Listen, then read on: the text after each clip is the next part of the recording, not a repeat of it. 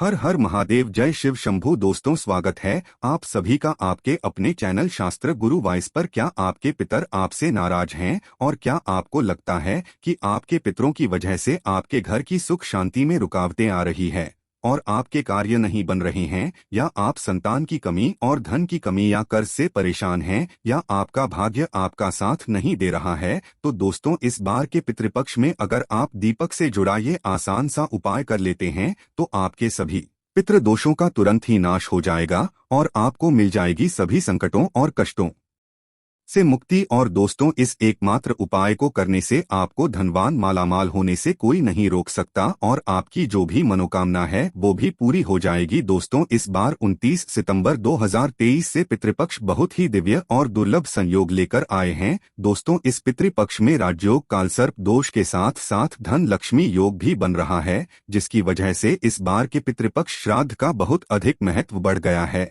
और इस पितृपक्ष पर यदि आप दीपक से जुड़ाए आसान सा उपाय कर लेते हैं तो आपकी सभी समस्याओं का तुरंत ही अंत हो जाएगा। इसलिए दोस्तों को आखिर तक जरूर देखें। और अगर आप भी अपने जीवन में महादेव की कृपा पाना चाहते हैं और पितरों का आशीर्वाद पाना चाहते हैं तो वीडियो को लाइक करके कमेंट में हर हर महादेव लिखना ना भूलें। दोस्तों, भाद्रपद मास की पूर्णिमा से श्राद्ध पक्ष शुरू होकर अश्विन मास की अमावस्या पर समाप्त होते हैं। इस बार श्राद्ध पक्ष 29 सितंबर से 14 अक्टूबर तक रहेंगे। ये दिन पितरों को समर्पित होते हैं। श्राद्ध पक्ष को पितृपक्ष, लागत श्राद्ध आदि नामों से भी जाना जाता है। जैसा कि नाम से ही स्पष्ट होता है, पितृपक्षीय पितरों का पक्ष है, यानी कि ये पितरों को समर्पित दिन होते हैं। इन दिनों में पितरों की आत्मा की शांति के लिए श्राद्ध तर्पण और पिंडदान किए जाते हैं। धार्मिक मान्यताओं के अनुसार पितृपक्ष के दौरान पूर्वजों का तर्पण श्राद्ध नहीं करने से पितृ दोष लगता है। पितृपक्ष पितरों को प्रसन्न करने और उनकी कृपा प्राप्त करने के लिए बहुत ही खास दिन माने जाते हैं। माना जाता है पितृपक्ष के दौरान श्रद्धापूर्वक अपने पितरों को कुछ अर्पित किया जाए तो उससे पितृ अति शीघ्र ही प्रसन्न हो जाते हैं और अपनी कृपा बरसाते हैं। हिंदू धर्म में पितृगण को देव तुल्य माना गया है। शास्त्रों के अनुसार जिन पर पितरों की कृपा होती है उन्हें सभी देवी देवताओं का भी आशीर्वाद मिलता है। पितृपक्ष पितरों को समर्पित होते हैं, इसलिए इस दौरान कोई भी शुभ और मांगलिक कार्य न करें। पितृपक्ष के दौरान पितरों की आत्मा की शांति के लिए श्रीमद्भागवत गीता का पाठ अवश्य करें। पितृपक्ष यानी कि श्राद्ध पक्ष, जिसे कनागत भी कहा जाता है, यह वह समय होता है जब हमारे पूर्वज धरती पर होते हैं और हम श्राद्ध कर्म करके उनका आशीर्वाद प्राप्त करते हैं। हिंदू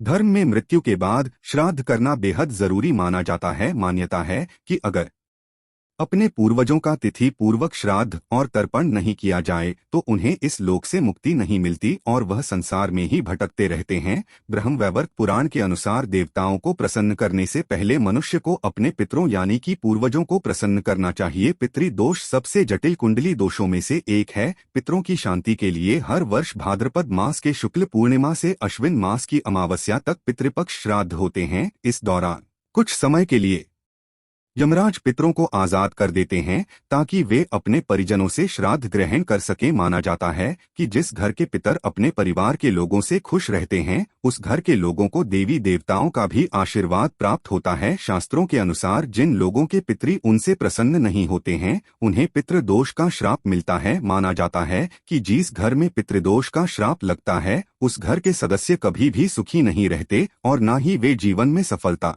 प्राप्त कर पाते हैं। दोस्तों, आज की इस वीडियो में हम आपको पितृपक्ष में किया जाने वाला एक बहुत ही आसान और असरकारक उपाय बताने जा रहे हैं। इस उपाय को करने से भगवान विष्णु और लक्ष्मी जी की असीम कृपा प्राप्त होती है, बिगड़े कार्य बनने लगते हैं, साथ ही पितरों का भी आशीर्वाद मिलता है। पितरों के आशीर्वाद से घर में सुख समृद्धि चली आती है, खुशहाली और शांति बनी रहती है। इसके साथ ही परिवार के सभी सदस्यों को हर क्षेत्र में सफलता प्राप्त होती है और जीवन के सभी कष्टों और दुखों से मुक्ति मिलती है। दोस्तों, इस उपाय को सही प्रकार से करने के लिए आप हमारी इस वीडियो को एंड तक अवश्य देखें और आगे बढ़ने से पहले आपसे निवेदन करते हैं कि वीडियो को लाइक जरूर करिएगा, दोस्तों को शेयर कर दीजिएगा और अगर आपने अभी तक चैनल को सब्सक्राइब नहीं किया है तो चैनल को सब्सक्राइब करके बेल आइकन जरूर दबाइएगा। दोस्तों, वैसे तो ये उपाय पितृपक्ष में रोजाना करने चाहिए क्योंकि ये 16 दिन पितरों को समर्पित होते हैं, लेकिन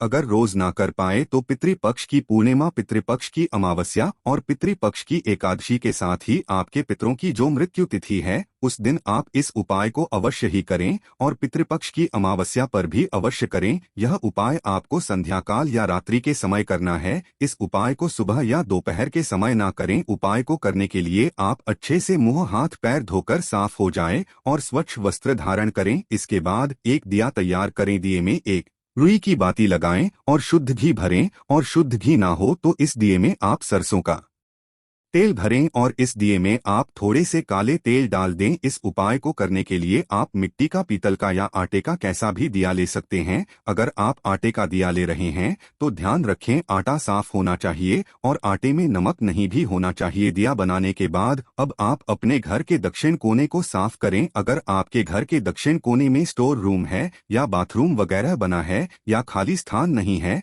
तो आप अपने रसोई घर के सबसे दक्षिण कोने को साफ करें। अगर रसोई घर में भी ऐसा साफ स्थान नहीं है तो आप अपने किसी भी कमरे के दक्षिण कोने को साफ करके वहां पर इस दिए को रखें। अगर किसी कमरे में भी ऐसी जगह नहीं है तो आप अपने मंदिर के पास साफ स्थान पर इस दिए को आपको ऐसे रखना है कि दिए की जो बात आती है यानी जो लौ है वो दक्षिण दिशा की तरफ होनी चाहिए, यानी कि दिया का मुख आपको दक्षिणी दिशा की तरफ करना है। और यह भी ध्यान रखें कि दिए को सीधे जमीन पर ना रखें। दिए के नीचे कोई कपड़ा बिछा दें या कोई कटोरी प्लेट रख दें हैं या फिर थोड़े से साबुत चावल रख दें। सीधे जमीन पर दिया ना रखें। सीधे जमीन पर रखा हुआ दिया अपूर्ण माना जाता है। दिया जलाने के बाद सबसे पहले आप भगवान श्री गणेश को प्रणाम करें, फिर भगवान विष्णु और माँ लक्ष्मी जी को प्रणाम करें। इसके बाद पितृदेव को प्रणाम करें। भगवान से अपने पितरों की आत्मा की शांति की प्रार्थना करें। इसके बाद पितरों से मुक्ति की प्रार्थना करें। इसके बाद आप भगवान विष्णु जी के महामंत्र ओम नमो भगवते वासुदेवाय का 11 बार जाप करें। मंत्र का जाप करने के पश्चात अब आप पितृदेव के इस मंत्र का 108 बार जाप करें। मंत्र इस प्रकार है, ओम पितरों देवताय नम, ओम पितरों देवताय नम। इस मंत्र का आपको 108 बार जाप करना है। आप किसी भी माला पर जिस पर आप मंत्र का जाप करते हैं उस पर भी इस मंत्र का जाप कर सकते हैं या फिर उंगलियों पर गिनकर या माचिस की तीली पर या मिश्री के दाने पर गिनकर भी आप इस मंत्र का जाप कर सकते हैं। दोस्तों ध्यान रखें, इस मंत्र का जाप आपको दक्षिण दिशा की तरफ मुंह करके करना है। शास्त्रों में बताया गया है कि पितृ आलोक दक्षिण दिशा में है। दक्षिण दिशा पितरों की दिशा होती है। इस दिशा में पितरों का वास होता है। श्राद्ध पक्ष में दक्षिण दिशा में इस प्रकार दिया जलाने से और मंत्र का जाप करने से पितृदेव की असीम कृपा प्राप्त होती है और पितृदोष पितृ आशीर्वाद में बदल जाता है। मंत्र का जाप करने के बाद आप अपने पितरों को, अपने पूर्वजों को प्रणाम करें और सभी कष्ट, दुख, दरिद्रता को दूर करने की प्रार्थना करें। दोस्तों में इस उपाय को करते समय कुछ बातों का विशेष ध्यान रखें। इस उपाय को करते समय स्वच्छता और पवित्रता का विशेष ध्यान रखें। महिलाएं पीरियड्स के दौरान इस उपाय को ना करें। इस उपाय को जरूरी नहीं है कि परिवार का एक सदस्य ही रोजाना करें, इससे परिवार में कोई भी कर सकता है। और यह भी जरूरी नहीं है कि घर के पुरुष या लड़के ही इस उपाय को करें। इस उपाय को घर की बेटियां, बहुएं भी कर सकती है। इसके साथ साथ इस बात का विशेष ध्यान रखें कि पितृपक्ष में आप किसी भी प्रकार की तामसिक चीजों का सेवन ना करें। पितृपक्ष में प्याज, लहसुन, मीट, अंडा, तंबाकू, सिगरेट, शराब आदि चीजों का भूलकर भी सेवन ना करें। और ये दिया आप अपने घर पर ही जलाएं। और अगर आप किसी और के घर गए हुए हैं तो किसी और के घर में आप इस दिए को अपने पितरों के नाम से ना जलाएं। यह उपाय आपको अपने घर पर ही करना है। पितृपक्ष के दौरान कोई भी शुभ कार्य नहीं करना चाहिए। इस दौरान कोई वाहन या नया सामान ना खरीदे। रोजाना की जरूरत के अलावा कोई भी नया सामान पितृपक्ष में नहीं खरीदना चाहिए। पितृपक्ष के दौरान नाखून नहीं काटने चाहिए, बाल नहीं काटने चाहिए, दाढ़ी मूछ भी नहीं बनानी चाहिए। पितृपक्ष में गायों, ब्राह्मण, कुत्ता, चींटियों, बिल्ली आदि को भोजन अवश्य ही कराना चाहिए। पितृपक्ष के दौरान कोई भी सौंदर्य प्रसाधन की चीज लगाने से बचें। पितृपक्ष के दौरान लड़ाई झगड़े ना करे, प्रेम से रहे।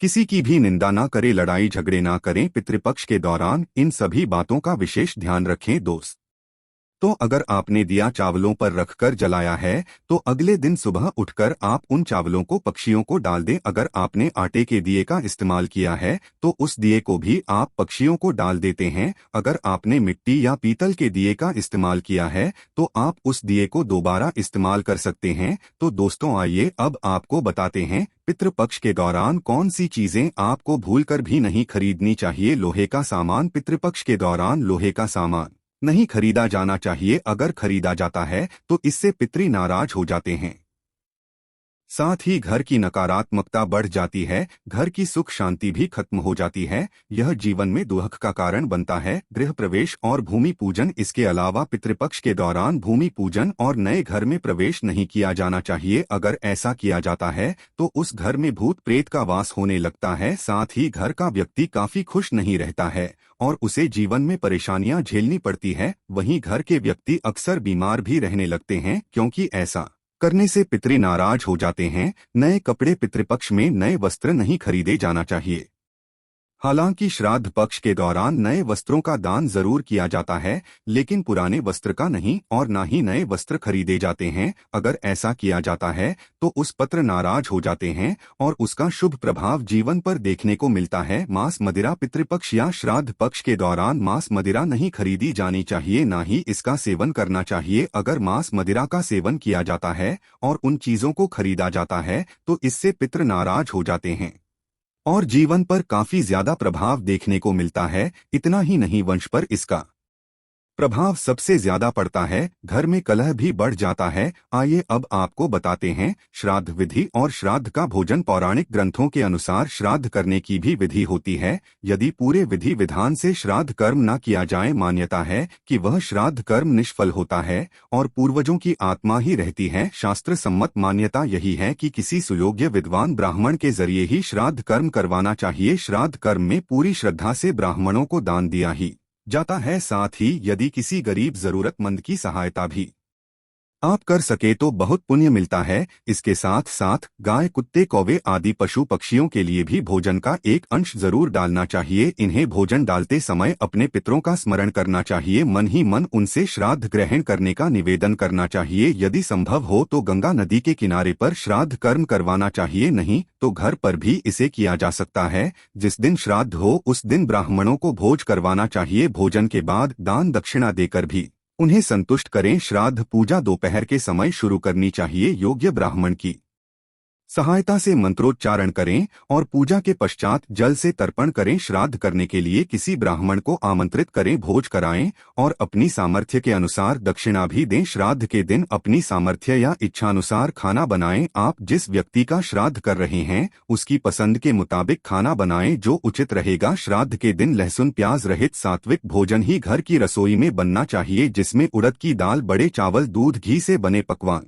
खीर, मौसमी सब्जी जैसे तोरई, लौकी, सीताफल, भिंडी, कच्चे केले की सब्जी ही भोजन में मान्यता है कि श्राद्ध के दिन स्मरण करने से पितर घर आते हैं और अपनी पसंद का भोजन कर तृप्त हो जाते हैं। खाने में लहसुन प्याज का इस्तेमाल ना करें। आइए अब जानते हैं पितृपक्ष की पौराणिक कथा। पितृपक्ष की पौराणिक कथा के अनुसार जोगे तथा भोगे दो भाई थे। दोनों अलग अलग रहते थे। जोगे धनी था और भोगे निर्धन। दोनों में परस्पर बड़ा प्रेम था। जोगे की पत्नी को धन का अभिमान था, किंतु भोगे की पत्नी बड़ी सरल हृदय थी। पितृपक्ष आने पर जोगे की पत्नी ने उससे पितरों का श्राद्ध करने के लिए कहा तो जोगे इसे व्यर्थ का कार्य समझकर टालने की चेष्टा करने लगा, किंतु उसकी पत्नी समझती थी कि यदि ऐसा नहीं करेंगे तो लोग बातें बनाएंगे। फिर उसे अपने मायके वालों को दावत पर बुलवाने और अपनी शान दिखाने का यह उचित अवसर लगा। वह बोली, आप शायद मेरी परेशानी की वजह से ऐसा कह रहे हैं, किंतु इसमें मुझे कोई परेशानी नहीं होगी। मैं भोगे की पत्नी को बुला लूंगी, दोनों मिलकर सारा काम कर लेंगी। फिर उसने जोगे को अपने पीहर न्योता देने के लिए भेज दिया। दूसरे दिन उसके बुलवाने पर भोगे की पत्नी सुबह सवेरे आकर काम में जुट गई। उसने रसोई तैयार की, अनेक पकवान बनाए, फिर सभी काम निपटाकर अपने घर आ गई। आखिर उसे भी तो पितरों का श्राद्ध तर्पण करना था। इस अवसर पर न जोगे की पत्नी ने उसे रोका, ना वह रुकी। शीघ्र ही दोपहर हो गई। पितरी भूमि पर उतरे। जोग भोगे के पितर पहले जोगे के यहाँ गए तो क्या देखते हैं कि उसके ससुराल वाले वहां भोजन पर जुटे हुए हैं। निराश होकर वे भोगे के यहाँ गए। वहाँ क्या था, मात्र पितरों के नाम पर अगियारी दे दी गई थी। पितरों ने उसकी राख चाटी और भूखे ही नदी के तट पर जा पहुँचे। थोड़ी देर में सारे पितर इकट्ठे हो गए और अपने अपने यहाँ के श्राद्धों की बढ़ाई करने लगे। जोगे भोगे के पितरों ने भी अपनी आप बीती सुनाई। फिर वे सोचने लगे, अगर भोगे समर्थ होता तो शायद उन्हें भूखा न रहना पड़ता, मगर भोगे के घर में तो 2 जून की रोटी भी खाने को नहीं थी। यही सब सोचकर उन्हें भोगे पर दया आ गई। अचानक वे नाच नाच कर गाने लगे, भोगे के घर धन हो जाए, भोगे के घर धन हो जाए। सांझ होने को हुई। भोगे के बच्चों को कुछ भी खाने को नहीं मिला था। उन्होंने माँ से कहा, भूख लगी है। तब उन्हें टालने की गरज से भोगे की पत्नी ने कहा, जाओ, आंगन में हौदी औंधी रखी है, उसे जाकर खोल लो और जो कुछ मिले बांटकर खा लेना। बच्चे वहां पहुंचे तो क्या देखते हैं कि हौदी मोहरों से भरी पड़ी है। वे दौड़े दौड़े माँ के पास पहुंचे और उसे सारी बातें बताई। आंगन में आकर भोगे की पत्नी ने यह सब कुछ देखा तो वह भी हैरान रह गई। इस प्रकार भोगे भी धनी हो गया, मगर धन पाकर वह घमंडी नहीं हुआ। दूसरे साल का पितृपक्ष आया। श्राद्ध के दिन भोगे की स्त्री ने 56 प्रकार के व्यंजन बनाए। ब्राह्मणों को बुलाकर श्राद्ध किया, भोजन कराया। दक्षिणादि जेठ जेठानी को सोने चांदी के बर्तनों में भोजन कराया। इससे पितर बड़े प्रसन्न तथा तृप्त हुए। तो दोस्तों, आशा करते हैं पितृपक्ष से जुड़ी ये सभी जानकारी आपको पसंद आई होगी। अगर आपको वीडियो अच्छा लगा हो तो वीडियो को लाइक जरूर करें और कमेंट बॉक्स में हर हर महादेव, जय शिव शंभू लिखना मत भूलिए।